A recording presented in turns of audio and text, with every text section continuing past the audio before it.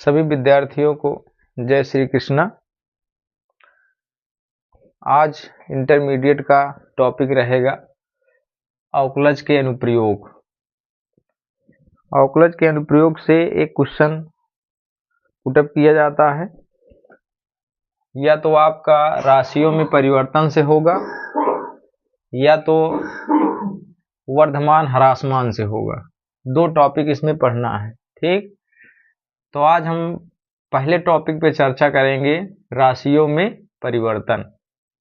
राशियों में परिवर्तन होता क्या है? किसी भी भौतिक राशि में परिवर्तन अगर होता है तो t समय में होता है, ठीक है। तो उसके हिसाब से आपको सीखना पड़ेगा, इसीलिए यहाँ पे चैप्टर का नाम भी बदल गया है अवकलज के अनुप्रयोग। इसमें केवल परिवर्तन संबंधित आपसे क्वेश्चन पूछे जाएंगे, ठीक। तो अगर हम मान लेते हैं, माना कुछ बेसिक है, उसको समझाने के बाद फिर इस पे जो इम्पोर्टेंट क्वेश्चन है उस पर चर्चा करेंगे, ठीक। राशियों में परिवर्तन, माना कुछ राशि x, y तथा z है, ठीक है। तब t समय में परिवर्तन, ठीक है। तो परिवर्तन का मतलब है t के सापेक्ष अवकलन करना, ठीक है। इसका अर्थ क्या होगा? t के सापेक्ष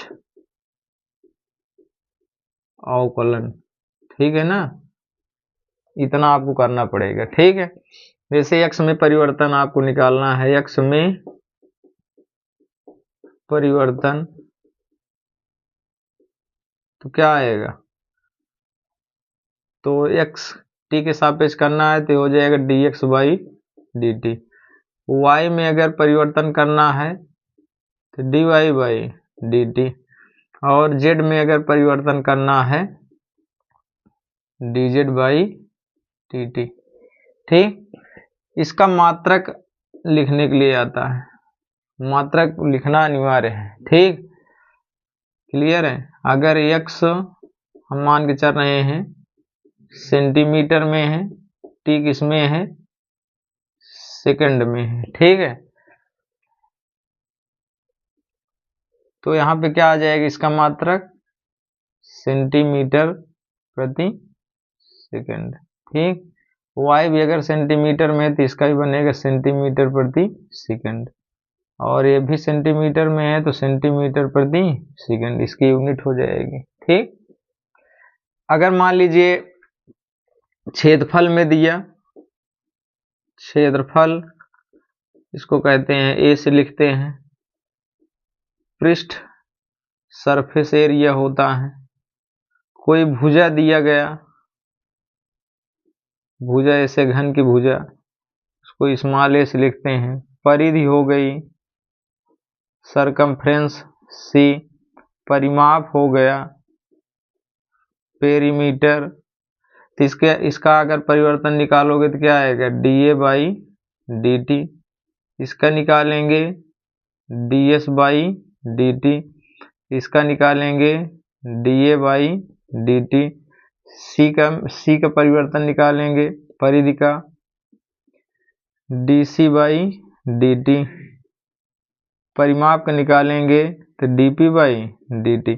इसी अकॉर्डिंग आप अगर मात्रक लिखना चाहते हैं तो मात्रक में एरिया किसमें होता है? मान लीजिए हम सेंटीमीटर मान के चल रहे हैं तो क्या लिख सकते हो? सेंटीमीटर स्क्वायर प्रति सेकंड।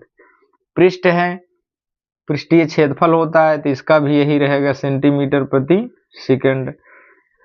भुजा केवल मीटर में होता है, सेंटीमीटर में होता है, जिसमें भी रहेगा वही आपको यूज करना है। परिधि ये भी 1 यूनिट से है तो सेंटीमीटर प्रति सेकंड। परिमाप के लिए भी इसी टाइप से हो जाएगा, ठीक है। अगर यहाँ पे आयतन के लिए चर्चा करेंगे तो V होता है वॉल्यूम, तो यहाँ पे हो जाएगा dV बाई dt। इसका यूनिट लिखेंगे तो आयतन सेंटीमीटर क्यूब में होता है, सेंटीमीटर क्यूब प्रति सेकंड, ठीक है। इस प्रकार से जो है इसके कुछ बेसिक फंडामेंटल हैं।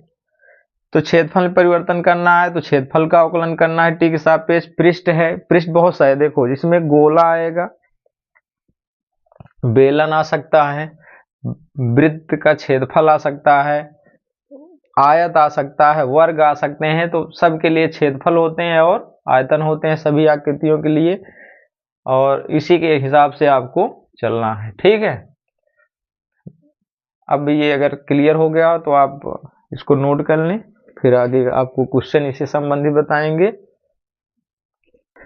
चलिए क्वेश्चन देखते हैं इस पर। एक गोलाकार गुब्बारा 900 सेंटीमीटर क्यूब प्रति सेकंड की दर से गैस भरने से फूल जाता है।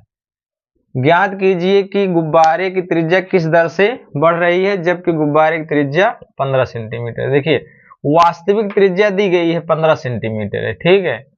अब उसमें परिवर्तन किस हिसाब से हो रहा है वही हमें निकालना है, ठीक है। तो गोलाकार गुब्बारा है तो यहाँ पे एक गोला अगर हम बना लें, ठीक है, तो गोले की क्या पता होनी चाहिए, त्रिज्या पता होनी चाहिए, ठीक है। तो क्या मानोगे, सर्वप्रथम मानोगे माना गोले कार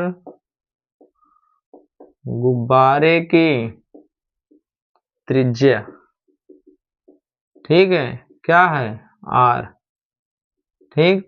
तो आर की वैल्यू दी भी गई है कितना, 15 सेंटीमीटर, यानी कहीं पे आर शेष बचता है तो उसका मान 15 रख सकते हैं, ठीक है। अब आयतन में परिवर्तन देखो कितना दे रहा है, कैसे जाने आयतन है, क्योंकि इसका मात्रक क्या दिया गया, सेंटीमीटर क्यूब प्रति सेकेंड। क्यूब किसका लगता है, आयतन में परिवर्तन। तो इसको आप लिखोगे dv बाई dt, इसका मान दिया गया है कितना, 900 सेंटीमीटर क्यूब प्रति सेकेंड, ठीक। अब हमें ज्ञात क्या करना है, त्रिज्या में परिवर्तन। भैया त्रिज्या में परिवर्तन का मतलब समझ रहे हो, आर है तो टी के सापेक्ष परिवर्तन हो जाएगा डी आर बटे डी टी, जैसा कि आपको बताए थे। अभी एक्स है तो डी एक्स बटे डी टी, वाई है तो डी वाई बटे डी टी, वैसे आर है तो डी आर बटे डी टी।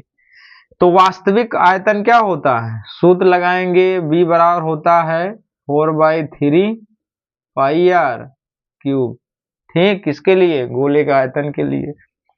अब हमें आयतन में परिवर्तन टी के सापेक्ष करना है तो इसका टी के सापेक्ष क्या कर दो, टी के सापेक्ष परिवर्तन करो, इसका है कि नहीं, परिवर्तन मतलब डेरिवेटिव्स करना है, अवकलन। तो क्या आ जाएगा, dB बाई dt 4/3 पाई।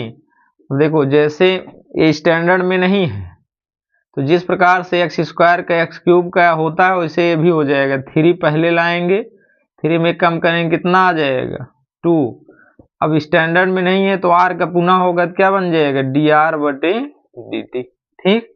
यही हमें ज्ञात करना है, बाकी सबकी वैल्यू रख दीजिए। इसका मान कितना दिया है 900, यहाँ पे 4/3 पाई है 3, आर की वैल्यू कितनी है, यहाँ पे लिखो 15 × 15 D R by D T, 3 से 3,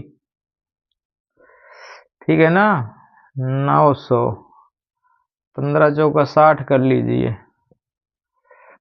और 15 हो गया, यहाँ पे पाई बच गया, डी आर बटे डी टी, 15 छक्का 90, 900 हो जाएगा। इससे ये सब इसको एक बार पे काट देगा तो ये बचा पाई डी आर बटे डी टी।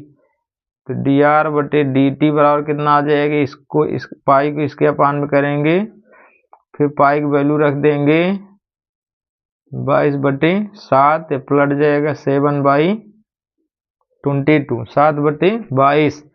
अब देखो ये पॉजिटिव है ना, पॉजिटिव आएगा तो वृद्धि हो रही है, तो यहाँ निगेटिव आएगा तो कमी हो रही है, इसको भी ध्यान देना, ठीक है। तो ये आ गया सेंटीमीटर प्रति सेकंड। तो यहाँ पे लिख सकते हो, अतः त्रिज्या में परिवर्तन कितना हो रहा है, 7/22 सेंटीमीटर पर सेकंड से बढ़ रही है। ठीक, ये हो जाएगा सिंपल सा इसका सॉल्यूशन। ठीक, यहाँ पे x मानोगे तब भी t के सापेक्ष r होता है वास्तव में, इसलिए हम r मान के ही चले हैं। ठीक है, दैट्स ऑल।